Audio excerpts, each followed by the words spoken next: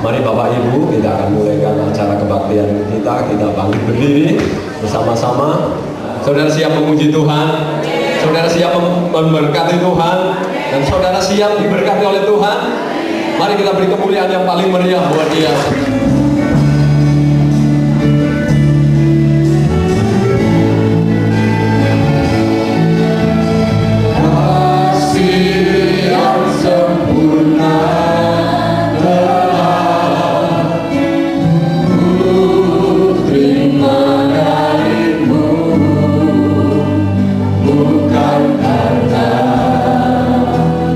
Kebaikanmu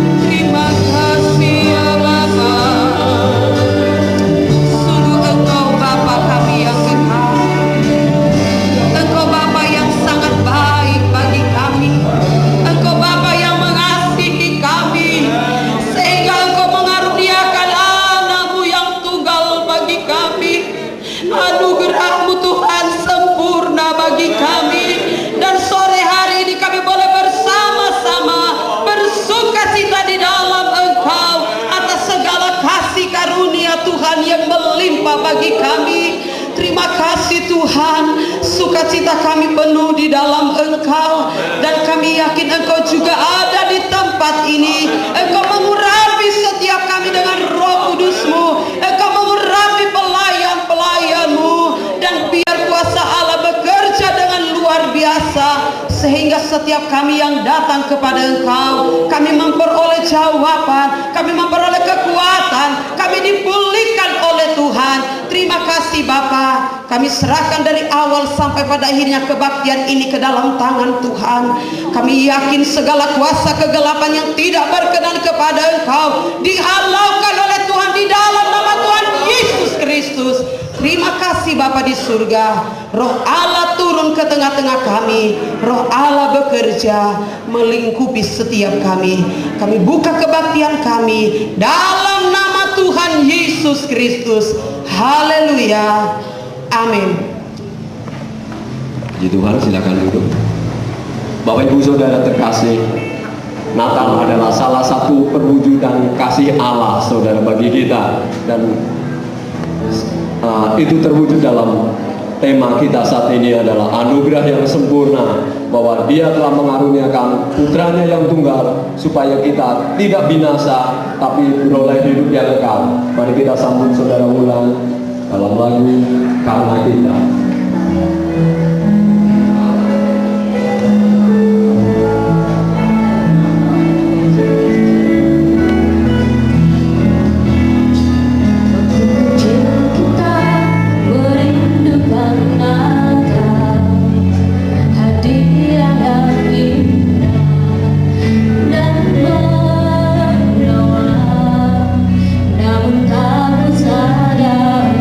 Seorang bayi telah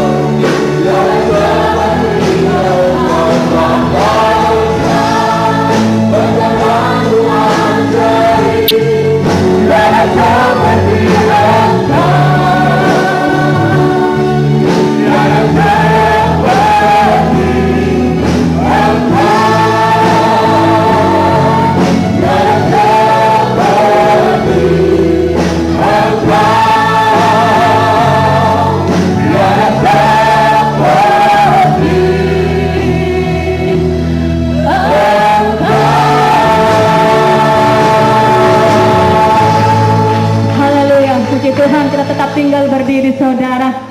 Kita bersyukur pada sore hari ini sebab Allah kita Allah yang besar. Tiada Allah yang seperti Allah kita, yaitu Tuhan Yesus Kristus yang segala kuasa ada di tangannya. Amin saudara. Oleh sebab itu mari sore hari ini kita mau bersorak, kita mau katakan Allah kita besar, Dia memiliki kuasa besar.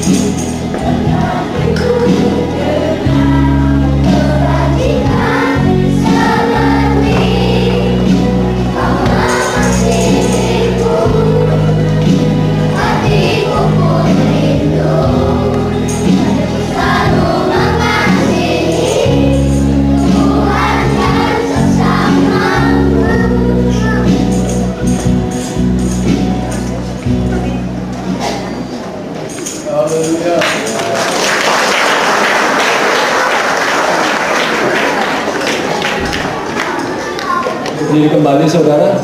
Kesukaan bagi dunia.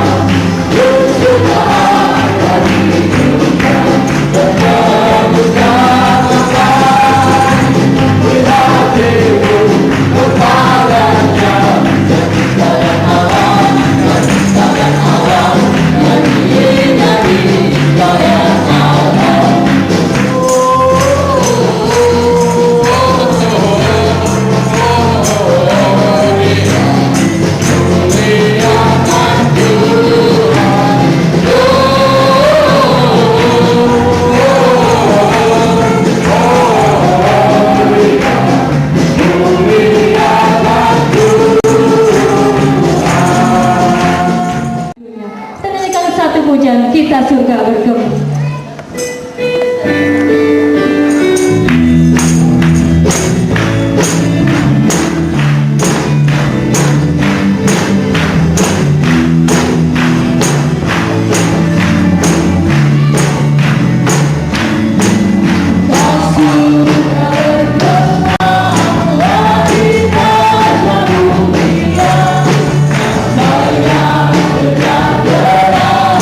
Thank you.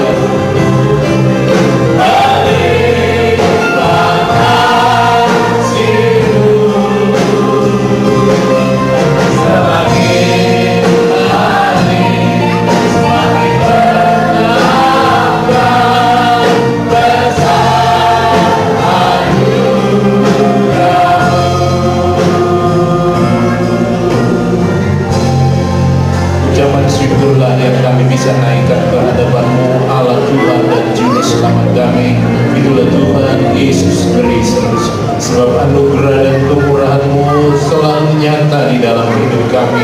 Dan itulah yang kami boleh Tuhan Yesus ucapkan syukur kepada-Mu, sebab betapa baik, betapa besarnya kemurahan Allah yang dinyatakan bagi kami semua. Karena sore hari ini Tuhan Yesus, kami akan Tuhan dipuaskan, digenapkan sukacita kami dengan firman-Mu. Dan kami tahu Tuhan Yesus, firman-Mu itu adalah iya dan amin. Firman-Mu adalah jawaban untuk semua apa yang menjadi pergumulan kami. Kami berdoa, biarlah di dalam pemberitaan firman Allah ini ada kuasa Tuhan yang bekerja, ada kuasa Tuhan yang membuat hati yang sedang di dalam permasalahan mendapat jawaban. Bahkan hati yang keras sekalipun dihancurkan oleh kuasa firman Tuhan. Itu sebabnya Tuhan, biarlah pengurapan-Mu ada atas hamba-Mu yang akan membentangkan firman Tuhan di tengah-tengah kebaktian perayaan Natal ini. Dan kami tahu Tuhan Yesus, Engkau tidak akan berhenti sebelum segala sesuatunya genap. Itu sebabnya kami percaya Engkau akan terus bekerja melalui kebaktian perayaan Natal ini. Terima kasih Tuhan, kami serahkan kehidupan kami semua supaya kami dapat mendengar dengan baik dan hati kami dibaharui oleh firman Tuhan. Terima kasih Tuhan, layakkan kami untuk semua ini, ampuni segala dosa dan salah kami. Dengan ucapan syukur dan percaya di dalam nama Tuhan Yesus Kristus kami semua berdoa. Haleluya. Amin. Saya kira Jemaat Purbalingga tentu masih ingat saya. Nah, untuk itu saya tidak perlu berlama-lama siapa saya lagi. Kalau toh ada yang sudah lupa atau tidak tahu, tanya sama yang masih tahu gitu, yang masih ingat gitu. Ya. Nah baik, waktu berjalan terus, saya tidak tahu berapa lama saya harus berbicara. Tapi tentu ada acara-acara yang lain yang akan kita ikuti dalam peringatan Natal ini. Tetapi saya sangat merindukan, mengharapkan kiranya Natal bukan sekedar rutinitas, bukan sekedar kita memperingati satu peristiwa besar, satu catatan sejarah yang memang sudah terjadi ya sekian waktu, 2000 tahun yang lampau di Bethlehem misalnya. Tetapi kiranya akan dapat memberikan satu pengertian rohani buat kita sekarang. Amin. Ya, satu pengertian rohani. Apa makna yang sebenarnya? Apa yang harus kita buat lagi? Apa yang harus kita lakukan lagi? Natal diperingati karena sudah menjadi kalender internasional di akhir tahun, sekaligus menyambut tahun berikut. Nah untuk itu mari, dalam beberapa kesempatan saya seringkali katakan bahwa kiranya Natal akan memberikan dua hal secara timbal balik. Dua hal secara timbal balik. Yang pertama, bagaimana kita mengintrospeksi yang lalu, hari-hari yang sudah kita lewati, dan bagaimana kita mau motivasi ke depan hari-hari yang ada di depan kita. Amin. Amin. Yang ada di sini, kalau yang ada di sana berarti sebelah kiri juga. Ya. Kiranya ini akan menjadi peringatan dalam dua hal. Kita mengintrospeksi dan memotivasi ke depan. Amin. Apa itu? Apa itu? Kalau saja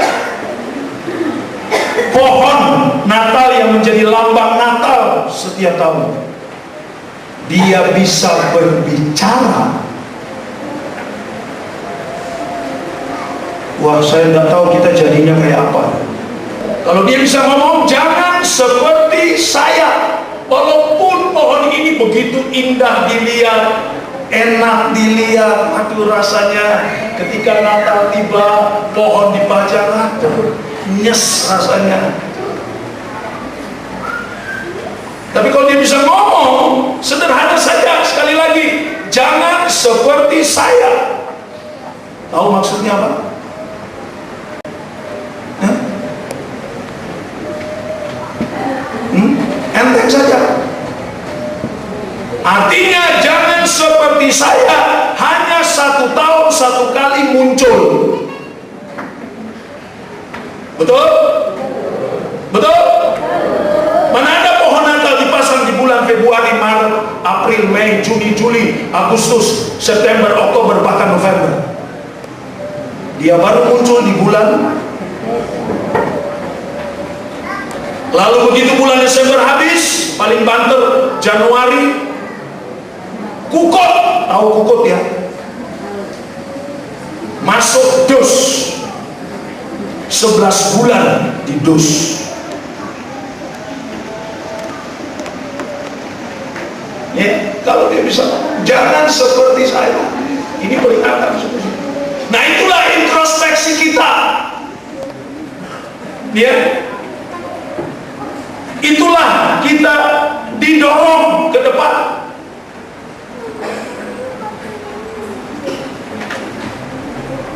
Tema yang terpampang, saudara lihat, saudara baca, terambil dari Yakobus pasal 1 ayat yang ke-17. Terambil dari Yakobus pasal 1 ayat yang ke-17. Saya bacakan ayat itu. Setiap pemberian yang baik dan setiap anugerah yang sempurna datangnya dari atas, diturunkan dari Bapa segala terang. Padanya tidak ada perubahan atau bayangan karena pertukaran. Yang diambil dari ayat ini adalah kalimat yang berkata anugerah yang sempurna. Anugerah yang sempurna. Ini yang ditekankan. Lalu timbul pertanyaan, kenapa harus sempurna? Kenapa harus sempurna? Saya hubungkan ayat ini, tema ini, dengan surat Efesus pasalnya yang kedua. Efesus pasalnya yang kedua, ayat yang ke-8. Efesus pasal 2 ayat yang ke-8.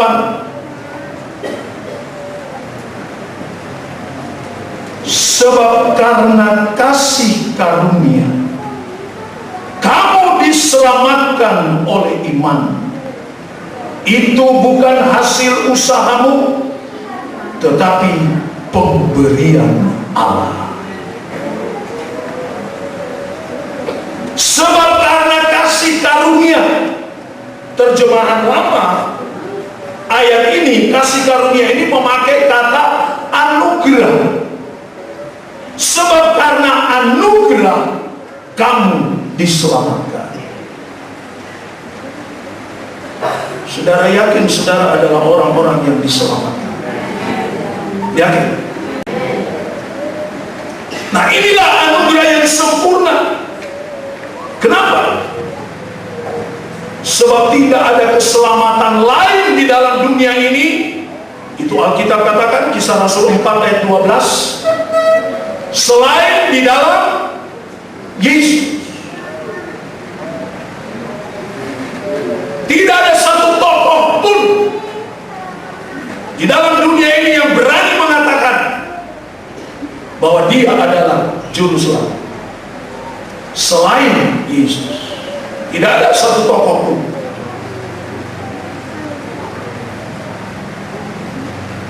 Baik tokoh-tokoh politik, baik tokoh-tokoh pemerintah, apalagi tokoh-tokoh agama, Tidak ada pernah yang dapat berkata bahwa akulah sang juru selamat selain Yesus. Dan inilah anugerah yang terbesar.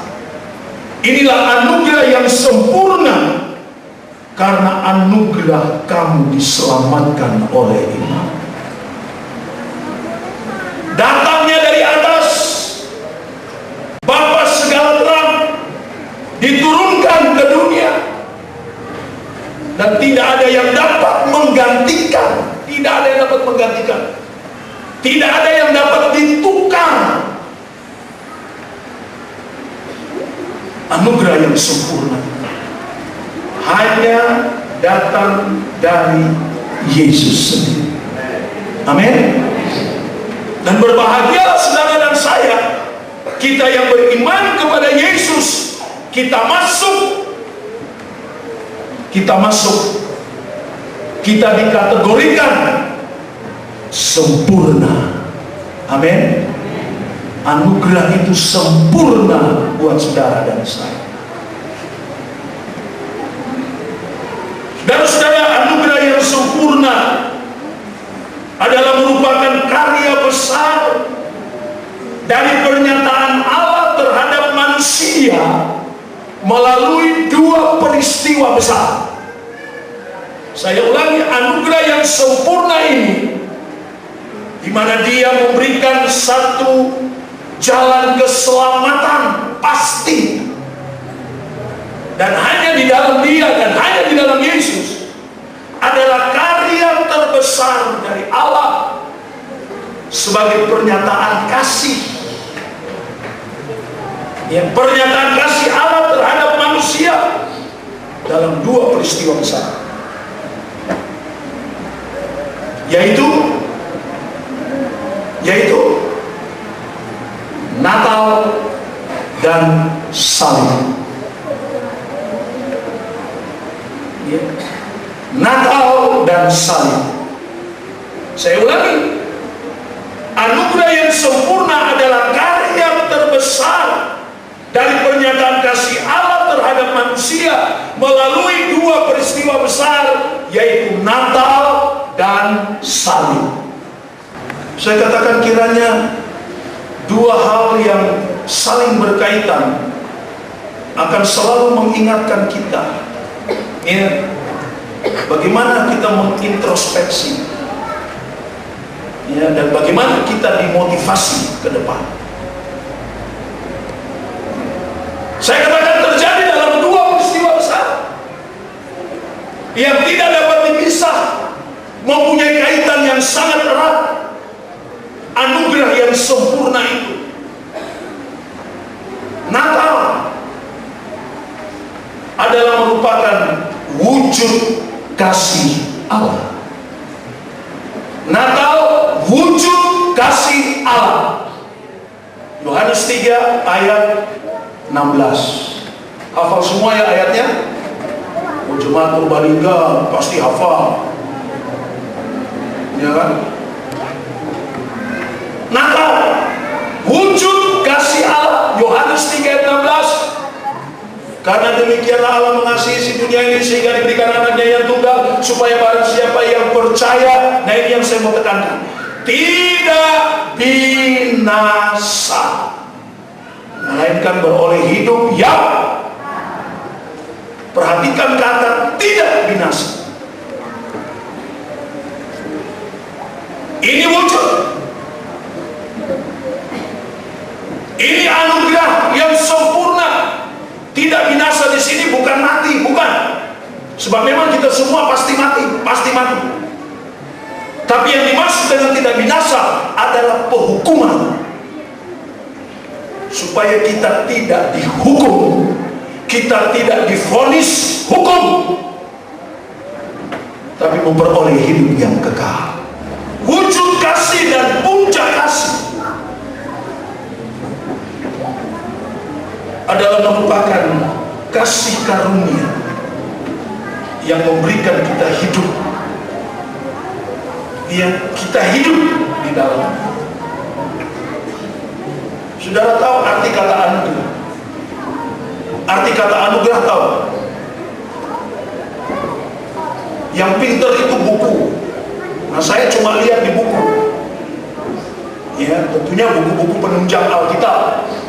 Terlalu banyak keterangan. Kalau baca keterangan tentang anugerah, pusing karena banyak. Satu kesimpulan saja, anugerah artinya satu pemberian yang diberikan kepada seseorang di mana orang itu tidak layak untuk menerima. Itu anugerah. Itu anugerah. Suatu pemberian yang diberikan kepada seseorang di mana seseorang itu tidak layak untuk menerima.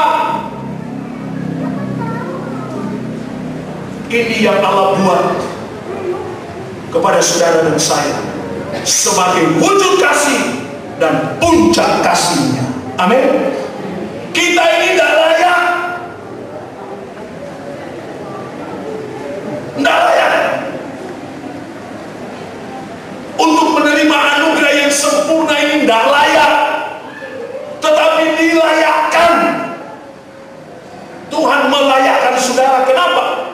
Karena Tuhan mengasihi saudara dan saya. Amin. Amin.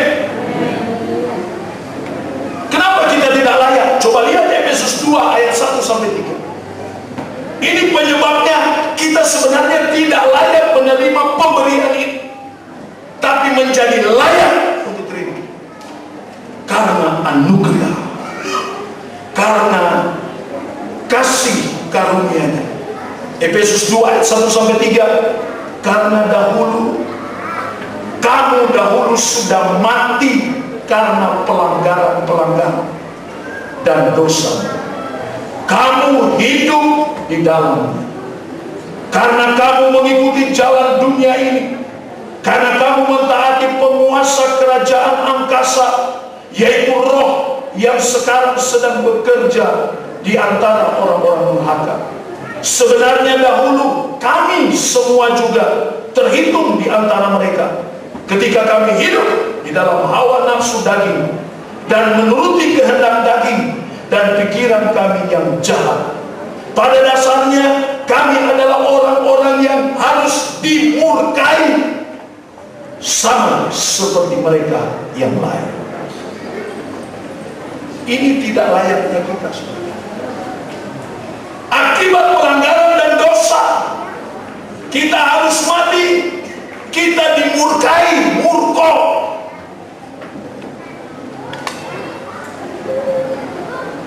Ya. Tetapi Allah melayakkan kita dengan anugerahnya. Sehingga ayat yang keempat dari Efesus 2 ini, tetapi Allah yang kaya dengan rahmat, oleh karena kasih-Nya yang besar yang dilimpahkannya kepada kita. Terus dalam ayat yang kelima, telah menghidupkan kita bersama-sama dengan Kristus, sekalipun kita telah mati oleh kesalahan-kesalahan kita.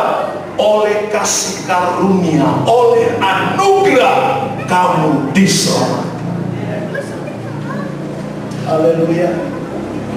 Itu sebabnya kita bersuka cita, bukan karena hanya sekedar memperingati Natal, tapi karena anugerah yang sempurna. Haleluya. Di mana kita tidak layak diterima. Ya, sebenarnya harus mati.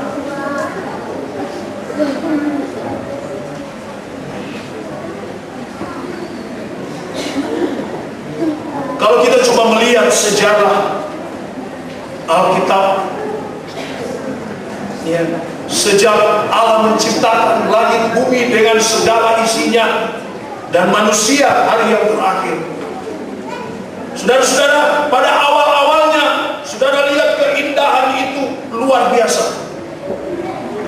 Pada awal-awalnya manusia memang sebenarnya sudah mengalami anugerah yang sempurna. Pada awalnya, katakanlah Kejadian pasal 2 itu menunjukkan manusia mengalami anugerah Allah yang begitu sempurna, utuh, kompleks.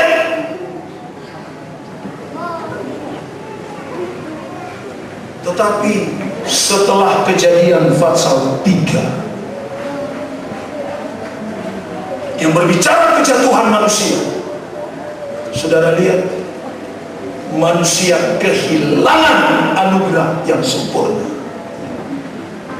Hilang anugerah yang sempurna, tidak ada lagi setetes pun. Sama sekali hilang, sama sekali menjadi nol. Kejadian 3, manusia menjadi berdosa hanya karena tidak taat, tidak dengar-dengar. Kejadian pasal 4, pembunuhan pertama terjadi. Ya. Lalu seterusnya, manusia ingin untuk lari dari Allah. Sekalipun sudah kita baca beberapa tokoh-tokoh dipilih, terpilih, tapi tidak ada satupun yang sanggup mengembalikan anugerah yang sempurna. Tidak ada satupun yang sanggup. Katakanlah mulai dari tokoh Nuh, Ibrahim, Ishak, Yakub, 12 anak Yakub, ya, Yusuf, hakim-hakim, raja-raja, nabi-nabi. Tidak ada satupun yang sanggup mengembalikan anugerah yang sempurna. Sampai akhirnya Allah harus berdiam diri 400 tahun lamanya. Antara Maliaki dan Matius 400 tahun tidak ada berita, tidak ada firman, gelap. Itu sebabnya Yakobus tadi katakan, tidak ada yang lebih baik selain anugerah yang sempurna yang datang dari Bapa segala terang itu. Amin. Karena sesudah masa sunyi 400 tahun, terang itu muncul kembali. Sebab Allah tidak tega. Allah tidak tega sekian waktu lamanya anugerah yang sempurna hilang. Allah ingin kembalikan. Bagaimana caranya? Tokoh-tokoh tadi tidak mampu, tidak sanggup. Saudara-saudara, Yesus datang. Dia datang dan dikatakan dialah satu-satunya juru selamat itu. Amin. Kalau saudara ingin keselamatan yang sempurna, datang kepada Yesus. Orang banyak cari selamat sekarang ini. Amin. Pergi ke tempat-tempat yang dianggap bisa untuk memberikan jaminan keselamatan. Sampai nama pun diberi nama selamat. Apa maksudnya nama diberi nama selamat? Dengan maksud supaya, tapi berapa banyak yang namanya selamat? Tidak selamat, saudara-saudara. Satu-satunya, dan saya katakan tidak ada tokoh manapun di dunia ini, hanya Yesus. Dan mari kita tetap beriman kepada Yesus. Sekalipun kita harus menghadapi ombak, gelombang, macam-macam kesulitan di luar, tetap Yesus dalam hidup ini. Karena dialah anugerah yang sempurna buat saudara dan saya. Ya. Sekalipun keadaan begitu mencemir, jangan sampai kita melecehkan iman kita kepada Tuhan. Terlalu banyak orang Kristen melecehkan iman kekristenannya. Banyak. Kalau saudara baca berita, dengar berita, oh ngeri. Saudara-saudara, apalagi kalau berbicara di kalangan dunia artis,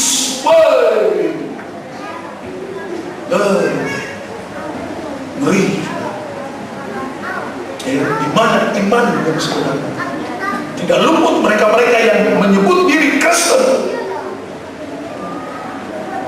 Tapi haleluya, saudara-saudara. Haleluya.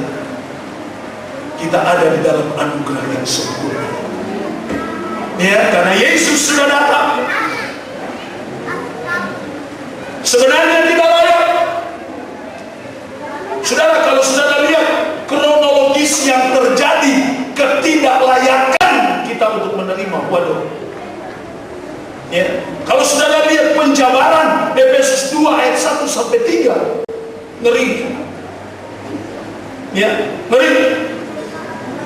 Terjadi satu kronologis. Ada 5 hal dalam kronologis yang terjadi, sehingga sebenarnya kita tidak layak, sehingga anugerah yang sempurna itu hilang. Saya ingin membawa saudara untuk melihat 5 kronologis ini dalam suratan Roma. Suratan Roma, mulai pasal 3. Mulai pasal 3. Suratan Roma pasal 3.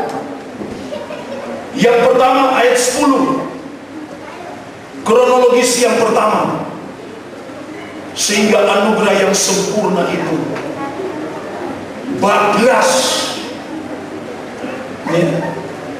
Roma 3 ayat 10. Seperti ada tertulis, tidak ada yang benar, seorang pun tidak. Yang pertama, tidak ada yang benar. Tidak ada lagi. Lalu yang kedua, ayat 12. Saudara lihat urut-urutannya. Tidak benar. Yang kedua ayat 12. Semua orang telah menyeleweng. Mereka semua tidak berguna, tidak ada yang berbuat baik, seorang pun tidak. Perhatikan kata menyeleweng. Apa kata-kata canggih sekarang menyeleweng? Kata-kata canggih menyeleweng sekarang apa? Selingkuh. Bukan selingkuh-selingkuh, punya pil dan punya will, bukan. Selingkuh dengan dosa, selingkuh dengan kejahatan, selingkuh dengan perbuatan-perbuatan yang Allah tidak suka.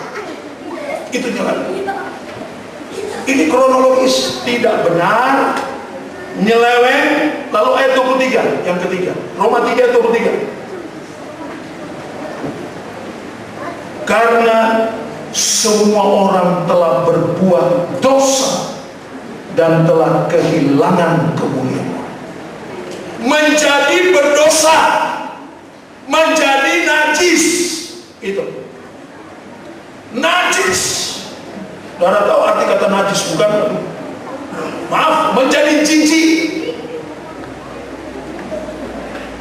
Ngeri, saudara.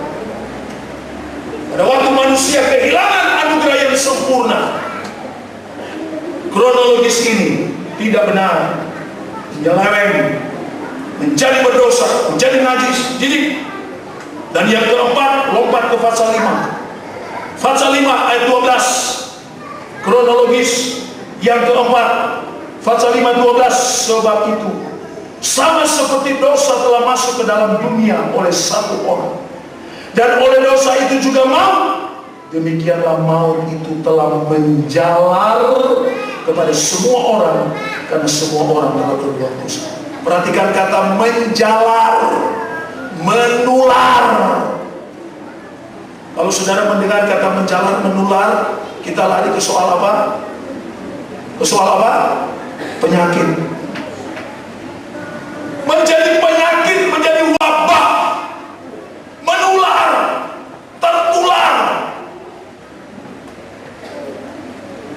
Sekali lagi saudara, tidak benar, nyeleweng, selingkuh, menjadi berdosa, menjadi najis, menular, menjalar. Ya, saudara-saudara, wabah. Lalu ujung-ujungnya, pasal 6 ayat 23. Ini ujung-ujungnya dari kronologis. Bagian A, sebab upah dosa ialah, ini UUM, ujung-ujungnya maut, bukan UUD, ujung-ujungnya duit, bukan. UUM, ujung-ujungnya maut. Dan saya katakan maut itu binasa, penghukuman, vonisnya maut, tidak bisa naik banding lagi, tidak bisa naik banding dalam pengadilan Allah. Langsung upah maut.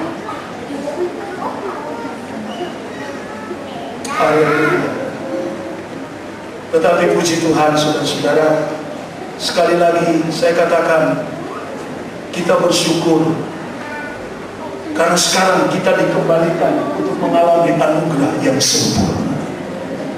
Amin. Amin. Walaupun kronologis itu telah terjadi begitu rupa, 5 hal kronologis ngeri. Dan kita tidak layak, saudara. Tetapi Allah melayakkan karena Allah mengasihi saudara dan saya. Allah tidak pernah benci manusia. Allah tidak tega manusia dihukum. Yang Allah benci adalah dosa. Yang Allah benci adalah kejahatan. Yang Allah benci adalah kronologis tadi itu. Allah tidak suka. Itu sebabnya 1 Yohanes 4 ayat yang ke-9. Suratan 1 Yohanes pasalnya yang ke-4. 1 Yohanes 4 ayatnya yang ke-9. Dalam hal inilah kasih Allah dinyatakan di tengah-tengah kita, yaitu bahwa Allah telah mengutus anaknya yang tunggal ke dalam dunia supaya kita hidup olehnya. Perhatikan kalimat terakhir, supaya kita hidup olehnya, supaya kita kembali kepada anugerah yang sempurna. Amin. Amin. Haleluya. Haleluya. Apa sebenarnya anugerah yang sempurna? Ya, apa sebenarnya anugerah yang sempurna? Angka sempurna dalam Alkitab itulah angka berapa? Angka berapa? Angka 7. Dan saudara lihat 7 hal dari penjabaran anugerah yang sempurna itu buat saudara dan saya. Ya. 7 hal dari penjabaran anugerah yang sempurna. Yang pertama, anugerah yang sempurna, kita ditebus. Efesus 1 ayat yang ke-7. Kita ditebus. Ya. Yang kedua, kita diselamatkan. Ini tadi Efesus 2 ayat 8. Saya kaitkan dengan Yakobus 1 ayat 17. Ya. Kita ditebus, kita diselamatkan. Yang ketiga, kita diampuni. Yang keempat, kita didamaikan. Yang keenam, yang kelima, kita dihidupkan. Yang keenam, kita disucikan. Yang ketujuh, kita disembuhkan. Amin. Amin. Saudara lihat 7, sempurna bukan? Anugerah yang sempurna. Kita ditebus. Kenapa? Karena hidup ini menjadi sia-sia. Ku telah mati dan tinggalkan cara hidupku yang lama. Terus semuanya sia-sia. Ditebus karena kita sudah digadai. Setan menggadai saudara dan saya. Kita diselamatkan. Yang kedua, karena tadinya itu tadi maut, penghukuman. Kita diampuni karena tadinya kita berdosa, najis, kotor. Allah hapus itu. Yang kita didamaikan karena tadinya akibat kronologis tadi kita menjadi musuhnya Allah. Kita dihidupkan karena sebenarnya kita mati. Kita disucikan karena tadinya kotor, dibersihkan. Kita disembuhkan karena tadinya kita sakit. Haleluya. Ini anugerah yang sempurna buat saudara.